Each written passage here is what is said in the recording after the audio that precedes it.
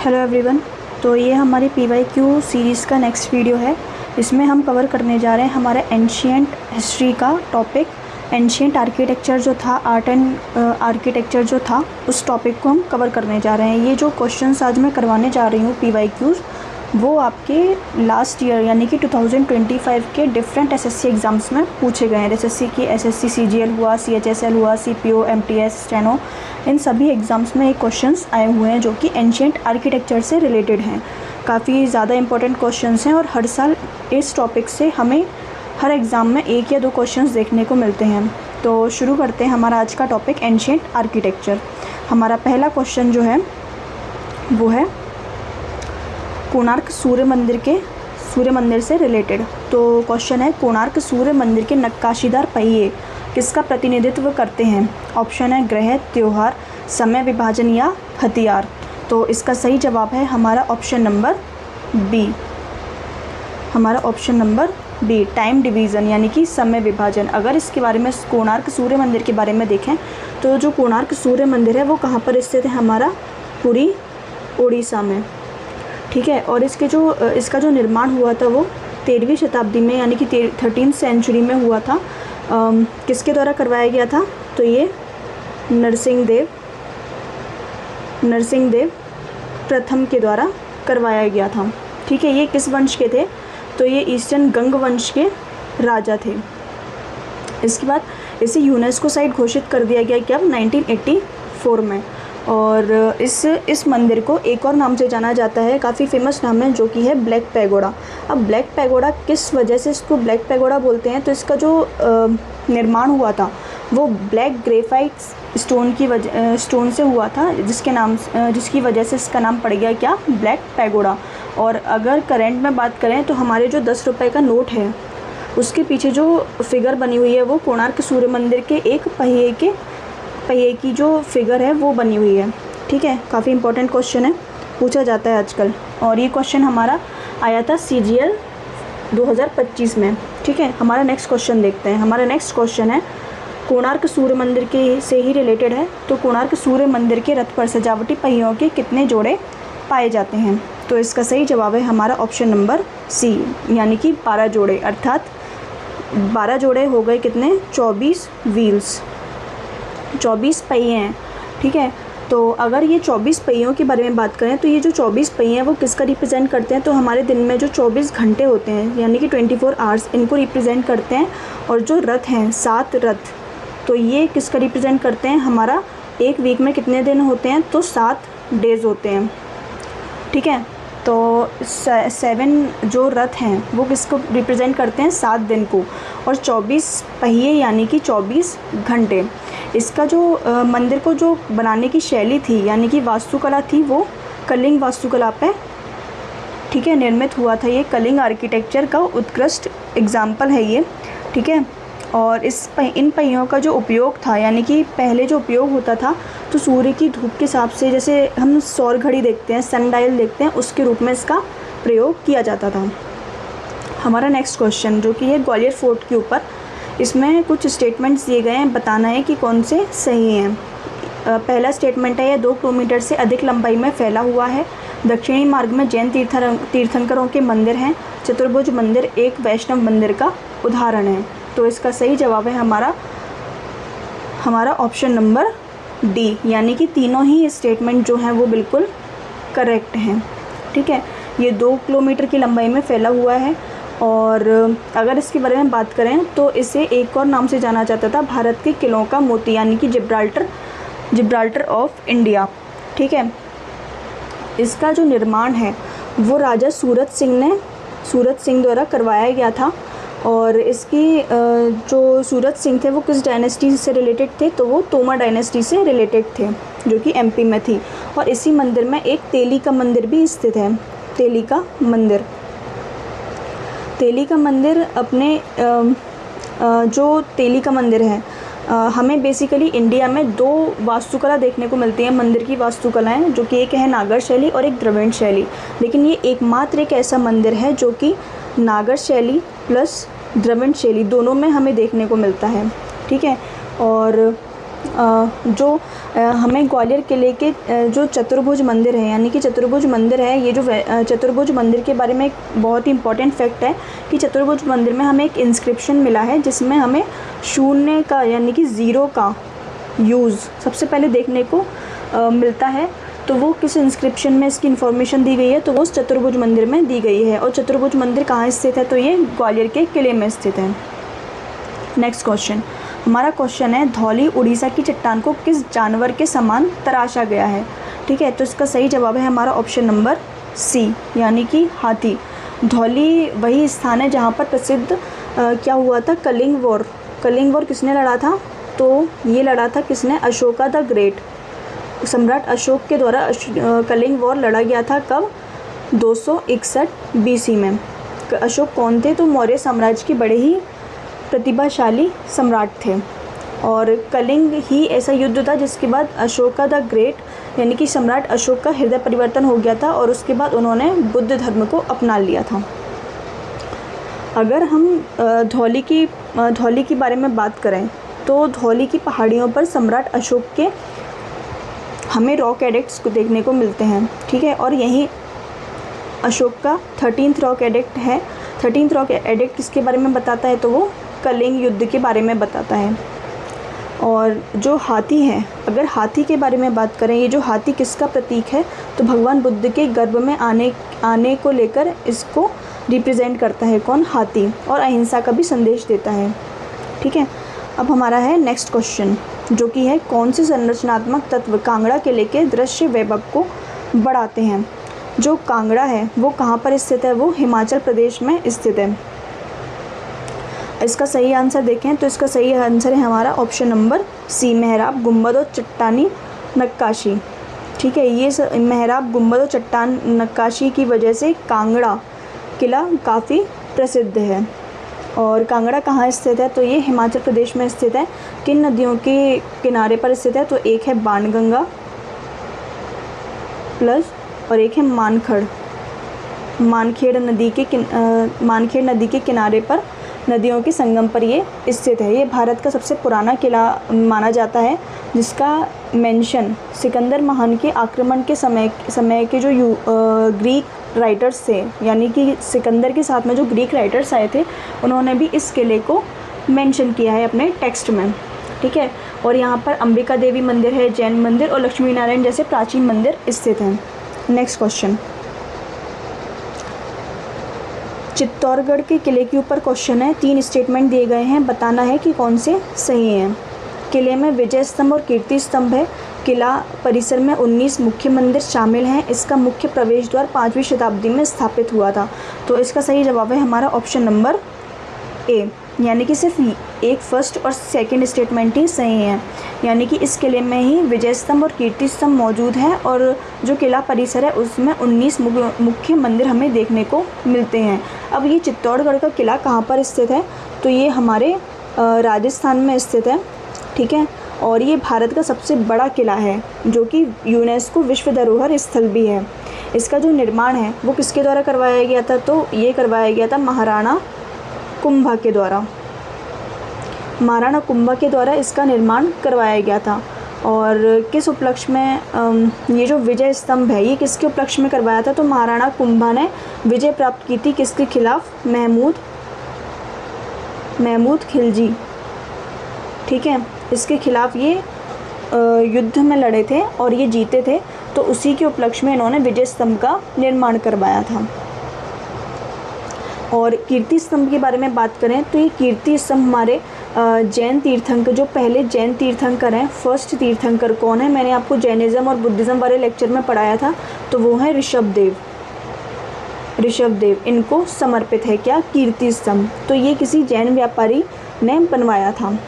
और इसी किले में हमें रानी पद्मिनी जो थी उनका जौहर का ऐतिहासिक स्थल भी मौजूद है। ठीक है, नेक्स्ट क्वेश्चन, हमारा नेक्स्ट क्वेश्चन है मदुरई का प्रसिद्ध मीनाक्षी मंदिर किस वास्तुकला विशेषता के लिए जाना जाता है। तो इसका सही जवाब है हमारा ऑप्शन नंबर डी, विशाल गोपुरम के लिए ये मीनाक्षी टेम्पल जो कि मदुरई में स्थित है उसे जाना जाता है। अच्छा, तो ये किस शैली में बना हुआ है, तो ये द्रविड़ शैली में निर्मित है। और ये जो मंदिर है वो किसको समर्पित है, तो ये भगवान शिव को समर्पित है और माता पार्वती को। अब यहाँ पर जो शिव जी हैं उन्हें क्या बोला जाता है, तो यहाँ पे उन्हें सुंदरेश्वर के नाम से जाना जाता है, सुंदरेश्वर के नाम से, और माता पार्वती को मीनाक्षी के नाम से।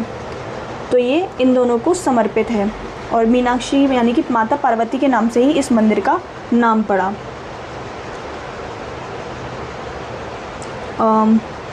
ठीक है, अब इसी मंदिर में हमारा 1000 पिलर भी मौजूद है, यानी कि उसे क्या बोलते हैं, ऐरम काल मंडपम स्थित है, जिसकी हर एक खंभे पर सुंदर नक्काशी है। ये मंदिर कहाँ पर स्थित है, तो ये वेगई नदी के तट पर स्थित है। कहाँ पर, मदुरई में।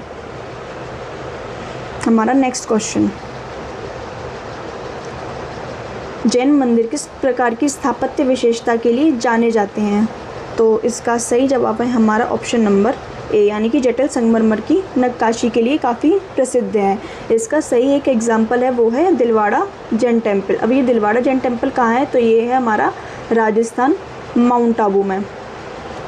ठीक है, इसके बाद ये वाइट मार्बल के लिए काफ़ी प्रसिद्ध हैं और यहाँ पर हमें ज्योमेट्रिकल जो पैटर्न्स होते हैं वो देखने को मिलते हैं। इसका जो दिलवाड़ा जैन टेम्पल है, इसका निर्माण किसने करवाया था, तो ये चालुक्य वंशी जो थे, चालुक्य डायनेस्टी का जो मंत्री था, यानी कि जो थे विमल शाह, जिनका नाम था विमल शाह, कहाँ मंत्री थे, तो चालुक्य डायनेस्टी में ये विमल शाह मिनिस्टर थे। इन्होंने दिलवाड़ा जैन मंदिरों का निर्माण करवाया था और यहीं पर चालुक्यों की सोलंकी राजवंश ने इन्हें संरक्षण प्रदान किया था और ये भगवान ऋषभदेव और नेमिनाथ को समर्पित है। हमारा नेक्स्ट क्वेश्चन, उत्तराखंड के किस ज़िले में जागेश्वर मंदिर परिसर स्थित है, तो इसका सही जवाब है हमारा option number B, Almora. Almora में ही ये जागेश्वर मंदिर परिसर स्थित है। ये जटा गंगा नदी की घाटी में देवदार के घने जंगलों में के बीच स्थित है और ये किस शैली में बनाया गया है, तो ये नागर शैली में बनाया गया है।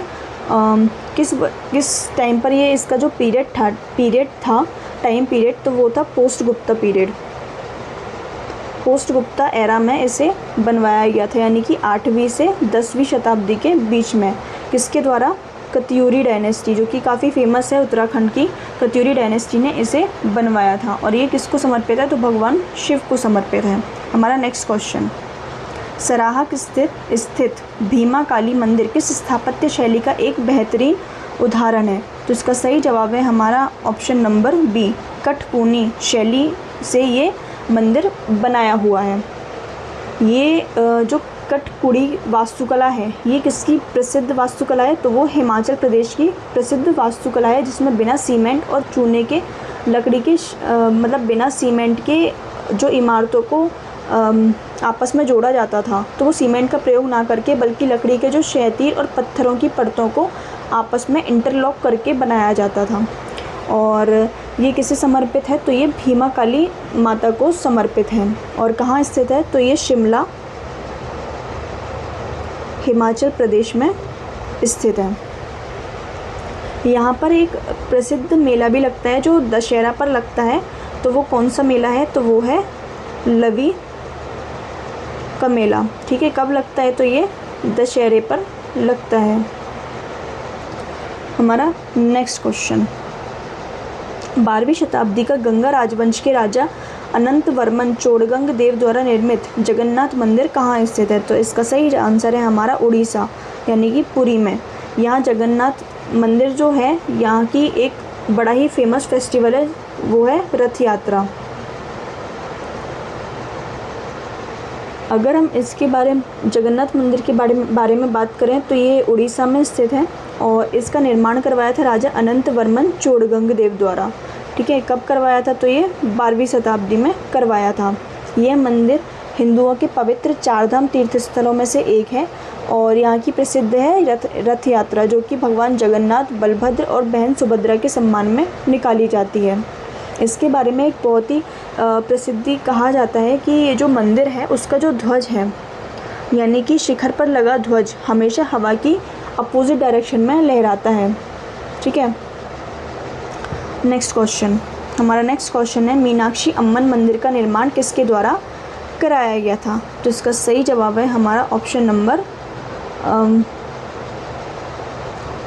ऑप्शन नंबर कुलशेखर पांडे, यानी कि पांडे राजवंश के राजा थे, ठीक है, जिन्होंने इसका निर्माण करवाया था मीनाक्षी अम्मन टेम्पल का।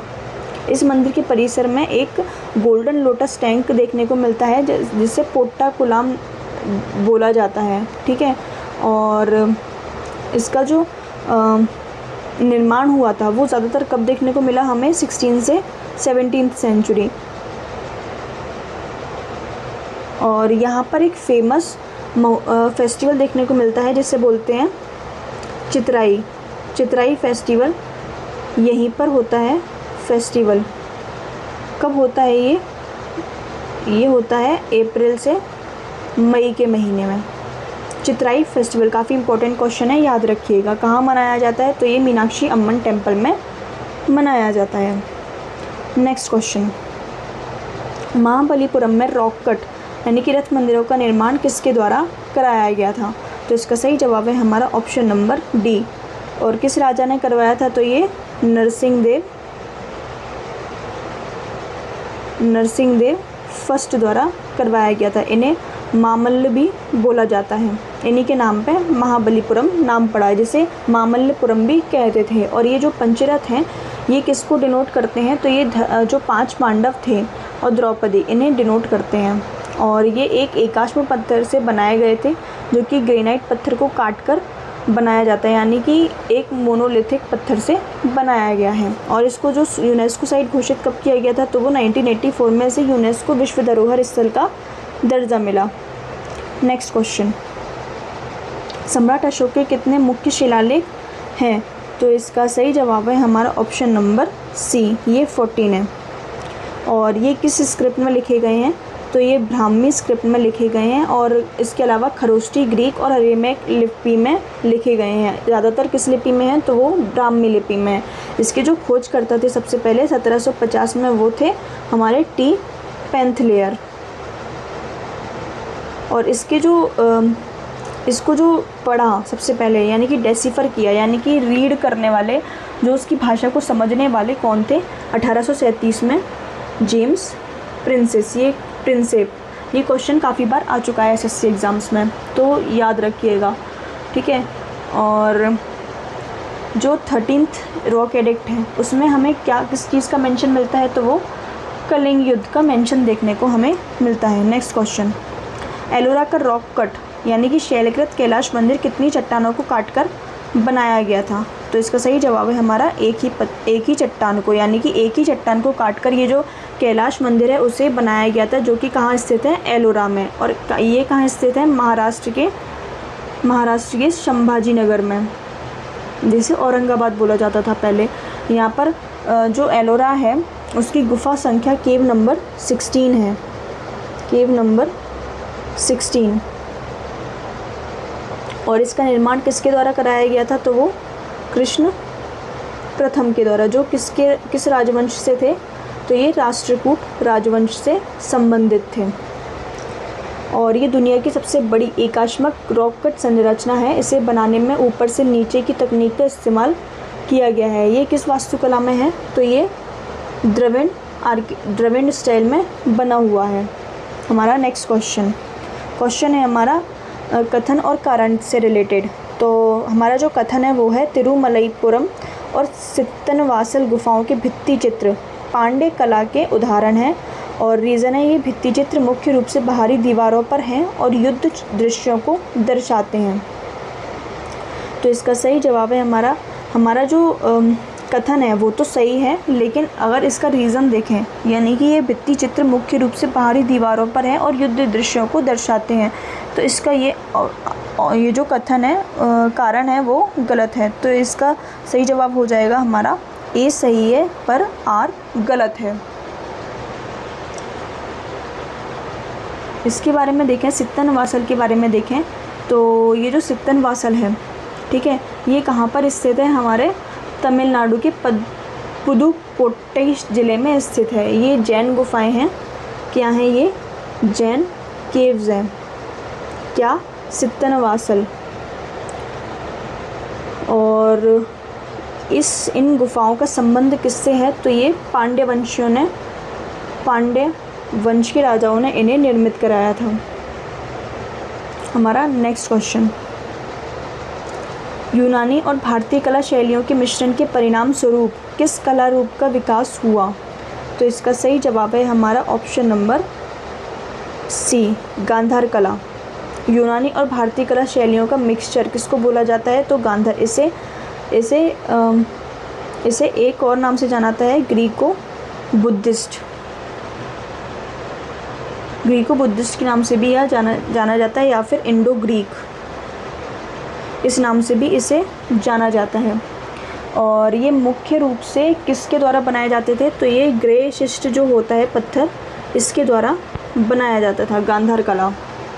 और इसमें ज़्यादातर भगवान बुद्ध की मूर्तियाँ यानी देवता अपोलो जैसी दिखती हैं, जिनके बाल घुंघराले और शरीर के जो वस्त्र होते थे यानी कि क्लोथ्स होते थे उन पर सिलवटें देखने को हमें मिलती हैं, जो कि किसकी तरह दिखते हैं? भगवान बुद्ध। तो वो एक ग्रीक देवता हैं जिनको अपोलो बोला जाता है, उनकी तरह दिखते हैं। और ये जो मथुरा कला है यानी कि ये जो गांधार कला है, इसका जो संरक्षण था वो किसके द्वारा हमें देखने को मिलता है? तो वो कनिष्क के द्वारा इसे संरक्षण प्राप्त था। कनिष्क कुषाण वंश का काफ़ी प्रतापी राजा हुआ था, जिसने मथुरा कला और गांधार कला को काफ़ी प्रसिद्धि भी दिलाई। हमारा नेक्स्ट क्वेश्चन, हिंदू मंदिर वास्तुकला के संदर्भ में वह स्थान जहाँ किसी देवता की मुख्य मूर्ति रखी जाती है उसे क्या कहते हैं? तो इसका सही जवाब है हमारा ऑप्शन नंबर ए, गर्भगृह। गर्भगृह का जो मीनिंग है, कोर मीनिंग है, वो गर्भ का घर माना जाता है, यानी कि वूम चैम्बर होता है जो मंदिर का सबसे पवित्र और इंटरनल पार्ट होता है। और ये मतलब कॉमनली ये मंदिर जो होते हैं वो मुख्य शिखर के ठीक नीचे स्थित होते हैं। और गर्भगृह के दरवाजे पर आमतौर पर गंगा, यमुना या फिर द्वारपालों या मांगलिक चिन्हों की आकृति हमें देखने को मिलती है। और ये जो केवल मुख्य देवता होते हैं उन्हीं की मूर्ति स्थापित की जाती है किधर? गर्भगृह में। हमारा नेक्स्ट क्वेश्चन, निम्नलिखित में से कौन सा प्राचीन भारतीय स्थल चट्टानों को काटकर बनाए गए चैत्यों और विहारों के लिए प्रसिद्ध है? तो इसका सही जवाब है ऑप्शन नंबर ए। अब ये जो चैत्य और विहार, इन दोनों में अंतर क्या है? तो जो चैत्य होते हैं वो पूजा का स्थान होते हैं, और जो विहार होते हैं वो रेसिडेंशियल होते हैं, यानी कि जो मॉन्क्स होते थे पहले, यानी कि बुद्ध भिक्षु होते थे, उनको रहने की जो जगह होती थी उन्हें विहार कहा जाता था। और ये जो अजंता हैं, इन्हें चट्टानों को काटकर बनाए गए चैत्यालयों के लिए ये प्रसिद्ध हैं। कहाँ पर स्थित हैं? तो ये महाराष्ट्र में स्थित हैं, संभाजी नगर में, औरंगाबाद ज़िले में। और यहाँ कुल कितनी बुद्ध गुफाएं हैं? तो यहाँ पर कुल 29 बुद्ध गुफाएं मौजूद हैं। इन्हें यूनेस्को साइट कब घोषित किया गया? 1983 में। और यहाँ पर विशेषकर यानी कि केव नंबर फर्स्ट और सेकंड एक पेंटिंग्स मिलती हैं हमें, म्यूरल पेंटिंग्स मिलती हैं देखने को। तो केव नंबर फर्स्ट में कौन सी पेंटिंग है? तो वो है पद्मपाणि की पेंटिंग, पद्मपाणि बोधिसत्व की पेंटिंग। और जो सेकंड है वो हमें वज्रपाणि की पेंटिंग हमें देखने को मिलती है। ठीक है, याद रखिएगा। नेक्स्ट क्वेश्चन, उत्तराखंड के प्राचीन मंदिरों की स्थापत्य शैली मुख्य रूप से किससे प्रभावित है? तो इसका सही जवाब है हमारा ऑप्शन नंबर नागर शैली, जो कि नॉर्थ इंडिया में फेमस है, काफ़ी फेमस है। अब ये जो नागर शैली है, नागर शैली उत्तराखंड में किसके द्वारा सबसे ज़्यादा प्रसिद्ध हुई थी? तो ये कत्यूरी डायनेस्टी जो थी उत्तराखंड में, इनके द्वारा काफ़ी प्रसिद्ध हुई थी। इस शैली में काफ़ी मंदिर बनाए गए, जैसे कि वैद्यनाथ मंदिर हो गया, जागेश्वर मंदिर, चंपावत का बालेश्वर मंदिर, ये सभी मंदिर नागर शैली में बनाए गए हैं। हमारा नेक्स्ट क्वेश्चन, निम्नलिखित में से कौन सा कथन सत्य है? The show temple at Mahabalipuram exemplifies Dravidian architecture built of carved granite blocks, and second one is this temple showcases architectural continuity from rock cut caves to fully structural constructions। तो इसका सही जवाब है हमारे ऑप्शन नंबर, दोनों ही कथन सही हैं, बोथ ट्रू। ठीक है, ऑप्शन नंबर ए। इसका जो निर्माण है यानी कि ये महाबलीपुरम के बारे में, महाबलीपुरम जो मंदिर है उनके बारे में स्टेटमेंट है। तो इसमें लिखा गया है कि जो महाबलीपुरम है वो द्रविड़ आर्किटेक्चर से बनाए गए हैं और ग्रेनाइट ब्लॉक से बनाए गए हैं। तो ये भी सही है। और ये हमें रॉक कट केव्स को फुली स्ट्रक्चरल कंस्ट्रक्शंस देखने को मिलते हैं। तो ये भी सही है। तो जो महाबलीपुरम है ये किसके द्वारा बनवाए गए थे? तो ये नरसिंह वर्मन सेकंड के द्वारा बनवाए गए थे। नरसिंह वर्मन सेकंड के द्वारा बनवाए गए थे, जिन्हें राज सिंह भी बोला जाता है। और ये बंगाल की खाड़ी के तट पर महाबलीपुरम यानी कि तमिलनाडु में स्थित हैं।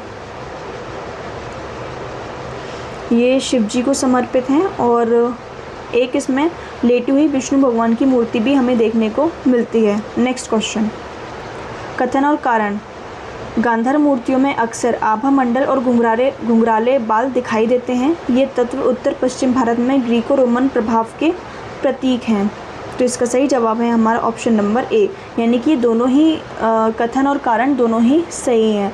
अगर गांधार मूर्ति कला के बारे में बात करें तो मूर्ति जो होती है ज़्यादातर भगवान बुद्ध की मूर्ति हमें देखने को मिलती है इसी शैली में। तो जो भगवान बुद्ध की मूर्ति है उसके पीछे एक आभा मंडल यानी कि सर्कल में आभा मंडल एक बना होता था। और मूर्ति के जो मूर्ति होती है ग्रीको रोमन की, वो उसमें घुंघराले बाल हमें देखने को मिलते हैं। और जो वस्त्र होते हैं, मूर्ति के जो वस्त्र दिखाए गए हैं, वो उनमें वस्त्रों में सिलवटें हमें देखने को मिलती हैं, जिससे ऐसा लगता है कि बिल्कुल हमारे सामने कोई व्यक्ति बैठा हो। मानव शरीर की मांसपेशियों, चेहरे के हाव भाव जो होते हैं, वस्त्रों की सिलवटें, तो इस तरीके से बनाए जाते थे कि ये रियलिज़म दर्शाता था। और इस शैली में सबसे ज़्यादा भगवान बुद्ध की मूर्तियाँ बनाई गई हैं। ठीक है, तो इसका सही जवाब है हमारा ऑप्शन नंबर ए। हमारा नेक्स्ट क्वेश्चन है, निम्नलिखित में से कौन सा बुद्ध कला की मथुरा शैली की सबसे अच्छी विशेषता है? तो ये है हमारा answer number C, indigenous features with yaksha influence. यानी कि इसमें ये पूछा गया है कि जो मथुरा शैली थी उसकी एक मेन फीचर उसका क्या था? तो इंडिजीनियस फीचर यानी कि देशी विशेषताओं के साथ यक्ष का प्रभाव हमें देखने को मिलता है। अगर हम मथुरा कला की बात करें तो ये रेड सैंडस्टोन से बनाया जाता था। रेड सैंडस्टोन से बनाई जाती थी मूर्तियाँ ज़्यादातर। और ये जो कला है वो किसी एक धर्म से रिलेटेड नहीं, बल्कि बौद्ध, जैन और हिंदू तीनों धर्मों की मूर्तियाँ हमें देखने को मिलती है। ठीक है, और अगर हम बुद्ध भगवान की मूर्ति के बारे में बात करें तो इस कला की शैली सबसे पहले कुषाण काल में बुद्ध को मानव रूप में मूर्त रूप देना शुरू किया था। और मथुरा शैली की जो बुद्ध मूर्तियाँ थी उनके चेहरे पर एक शांत और आध्यात्मिक मुस्कान होती थी। ठीक है, हमारा नेक्स्ट क्वेश्चन, मथुरा और गांधार कला शैलियों के बीच मुख्य अंतर का सबसे सटीक वर्णन कौन सा कथन करता है? तो इसका सही जवाब है हमारा Mathura used green phyllite, Gandhara used red sandstone. नहीं, रेड सैंडस्टोन किस में प्रयोग किया जाता था? तो अभी हमने पढ़ा था इसे किसमें यूज़ होता था, तो वो मथुरा कला में उपयोग होता था। Mathura focused on Buddhist, Gandhara on Hindu themes. नहीं, ये भी गलत है। गांधार कला बुद्ध पे थी और जो मथुरा कला थी वो तीनों धर्म पे रिलेटेड, एक धर्म से रिलेटेड नहीं बल्कि जैन, बुद्ध और हिंदू धर्म से रिलेटेड थी। गांधार कला was purely indigenous, Mathura showed foreign influence. तो ये भी गलत हो जाएगा। मथुरा कला स्वदेशी थी, जबकि जो गांधार कला थी उसमें हमें यूनानी देवताओं की यूनानी परछाई हमें देखने को मिलती है। ये Mathura depicted Buddha in yaksha style, Gandhara showed Hellenistic feature. तो ये ऑप्शन हमारा सही हो जाएगा। तो मथुरा के जो बुद्ध होते थे वो स्वदेशी यानी कि यक्ष फॉर्म में होते थे, यक्ष स्टाइल में होते थे, जबकि ग्रीको और गांधार कला जो थी वो हमें हेलेनिस्टिक यानी कि ग्रीको रोमन की विशेषताएं हमें देखने को मिलती हैं। हमारा नेक्स्ट क्वेश्चन, 6वीं शताब्दी ईस्वी की शुरुआत में निर्मित देवगढ़ मंदिर के बारे में कौन सा कथन सत्य है? तो it follows a Panchayatana layout, यानी कि पंचायतन स्टाइल को फॉलो करता है और नागर वास्तुकला में ये बनाए गए थे। The main deity is Shiva in form of Mahadev. It was built by Chandel rulers, यानी कि चंदेलों ने बनवाए थे। नहीं, इन्हें बनवाया था गुप्ताज ने। ठीक है। और ये rock cut with vaulted interiors नहीं, ये रॉक कट नहीं थे बल्कि एक स्ट्रक्चर्ड मंदिर था, ठीक है। तो ये हमारा ऑप्शन नंबर ए सही हो जाएगा। यानी कि पंचायतन शैली का मतलब क्या होता है, जैसे कि यहाँ पे एक मंदिर है, इसके आजू बाजू 4 मंदिर और बने हैं, चारों दिशाओं में मंदिर बने हुए हैं, तो ये पंचायतन शैली हो गई। और ये जो 5वां मंदिर होता था उसमें मुख्य देवता हमें देखने को मिलते थे। ये जो मंदिर है वो हमें कहाँ देखने को मिलता है, तो वो ललितपुर में स्थित है, यूपी में, और ये गुप्त काल में बनाया गया था। नेक्स्ट क्वेश्चन, पुरी का जगन्नाथ मंदिर किस स्थापत्य शैली का उदाहरण है? द्रविड़ शैली, नागर शैली, वेसर शैली या मराठा शैली? तो इसका सही जवाब है हमारा ऑप्शन नंबर सी, ये नागर शैली में निर्मित है। कौन सा? पुरी का जगन्नाथ मंदिर। ये कहाँ पर स्थित है? तो वो उड़ीसा में स्थित है।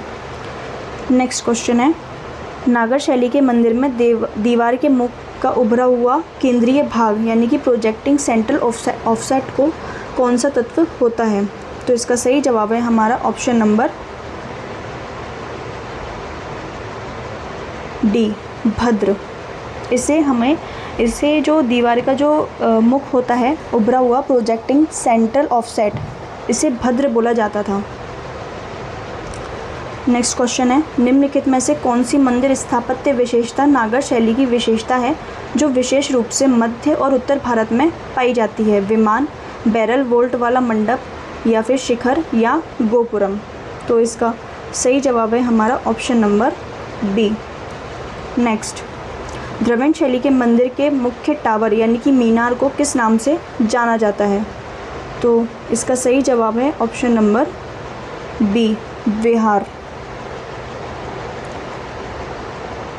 ऑप्शन नंबर डी, इसे विमान के नाम से जाना जाता है। द्रविड़ शैली में जो मुख्य टावर होता था, मीनारें होती थी, उसे विमान बोला जाता था।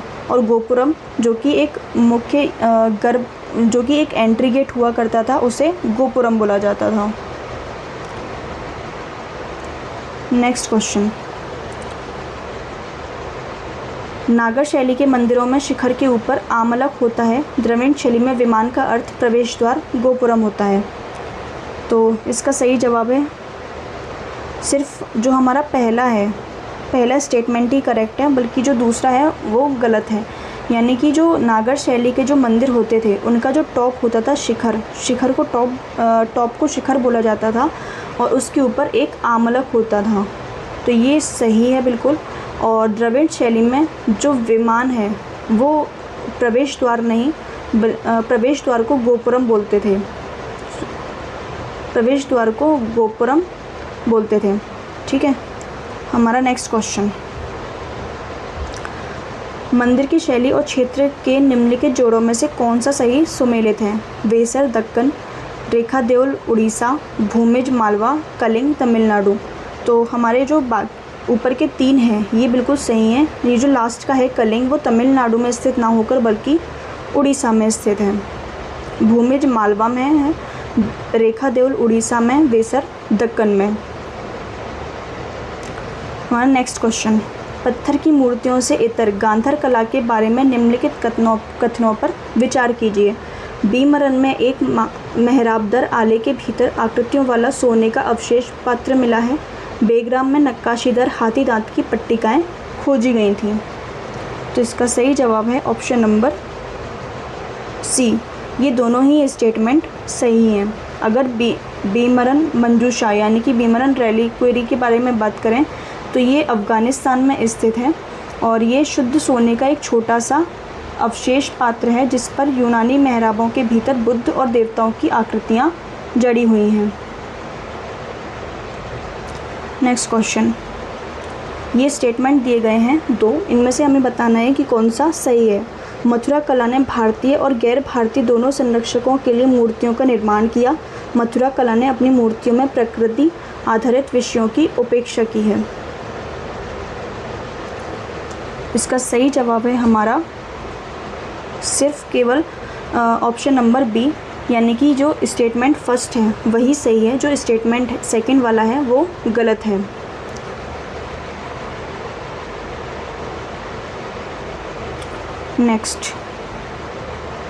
मौर्योत्तर बौद्ध स्तूपों के रूप में क्षेत्रीय विविधताएं दिखाई देती हैं। Post modern Buddhist stupas shows regional variations in form such as cruciform basis and pyramidical structures.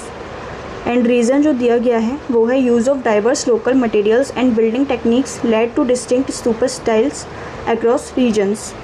तो इसका सही जवाब है हमारा ऑप्शन नंबर ए, यानी कि दोनों ही स्टेटमेंट सही हैं और जो ए है वो हमारे स्टेटमेंट सेकंड को सही एक्सप्लेन करता है।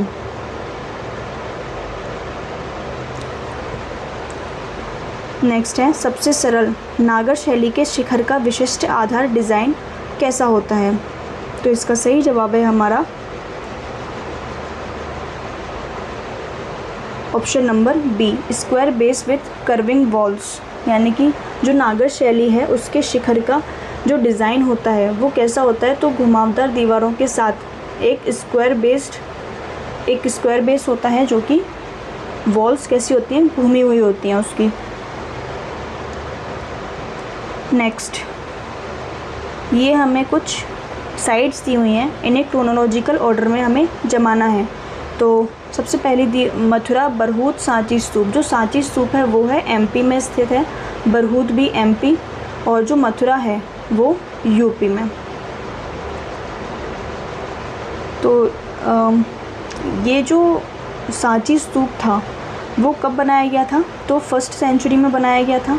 जो बरहूत है वो 2री शताब्दी ईसा पूर्व में बनाया गया था, और जो मथुरा है जो कि यूपी में स्थित है वो पहली 1st AD में बनाया गया था, ये BC में। तो अगर हम क्रोनोलॉजी देखें तो सबसे पहले आ जाएगा हमारा सांची बरहूत स्तूप, ठीक है। तो हो गया हमारा ऑप्शन नंबर बी, फिर आ जाएगा हमारा सी, और फिर आ जाएगा हमारा ए। तो ये हमारा हो गया option number A. Next question, the Kailash temple at Ellora was built by which Rashtrakuta ruler. Ellora का कैलाश मंदिर किस राष्ट्रकूट शासक द्वारा बनवाया गया था। तो इसका सही जवाब है हमारा ऑप्शन नंबर बी। ये तो मैंने पहले भी डिस्कस किया हुआ था कि कृष्ण फर्स्ट जो कि राष्ट्रकूट राजा थे, उन्होंने ये कैलाश मंदिर बनवाया हुआ था जो कि एलोरा में स्थित है। Next question, the Mathura school of art flourished during which period. Mathura कला शैली किस काल के दौरान फली फूली। इसका सही जवाब है हमारा ऑप्शन नंबर सी। ये जो मथुरा स्कूल ऑफ आर्ट है, सबसे ज़्यादा किसने फैलाई थी ये शैली को, तो कुषाण वंश के राजा कनिष्क ने इससे संरक्षण प्रदान किया था। नेक्स्ट क्वेश्चन, किस शासक ने गांधार कला को अत्यधिक संरक्षण समर्थन दिया। तो गांधार कला को सपोर्ट करने वाले जो राजा थे वो थे कनिष्क, जो कि कुषाण वंश के काफ़ी प्रसिद्ध राजा थे।